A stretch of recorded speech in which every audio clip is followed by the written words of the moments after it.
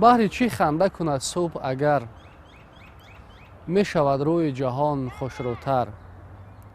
چون که صبح آینه امید است، از پی آن شفق خورشید است.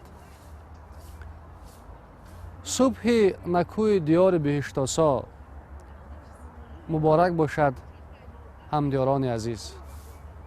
واقعا صبح آینه امید است که با جلای خود برای ما خجسته فاله ها را ارمغان می آورد. بینندگان گرامی، امروز 22 سپتامبر سال 2021 است و طبق تقویم در جمهوری تاجیکستان صاحب استقلال امروز همچون روز رودکی شناخته شده است و همه ساله تجلیل می گردد. استاد ابوعبدالله رودکی پایه‌گذار ادبیات کلاسیک تاجیک است. بی محابا نقش این شخصیت برومند در رشد و تکامل ادبیات تاجیک در قرنهای 9 و 10 کلیدی است. جای حدس نیست که شعر استاد ابوعبدالله رودکی را نه اینکه تاجیکان روی دنیا بلکه تمام اخلاصمندان، تمام آنهایی که به شعر بستگی دارند از دیگر ملت ها میخوانند، از بر میکنند و توصیف مینمایند.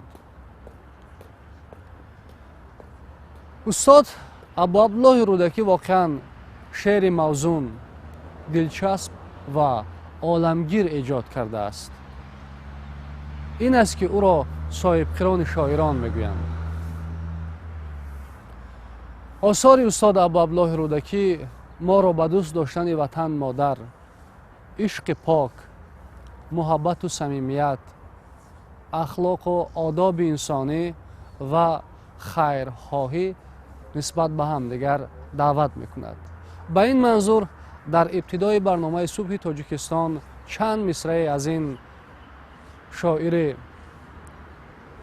شیرین کلام، شاعری که در جهان محبوبیت خاصه دارد میشنویم و در روحیه از برنمودن یا اینکه فرا گرفتن محتوای آثار این شاعر استاد ابوعبدالله رودکی روح و جان خود را، جسم خود را، وجود خود را برای کارهای نیک را عملی کردن آماده می سازیم. و پس از این مصرع‌های شیرین، پس از این مصرع‌های آبدار از اشعار استاد ابوعبدالله رودکی برنامه صبح تاجیکستان را باز همراه ادامه می دهیم. ما را همراه باشید.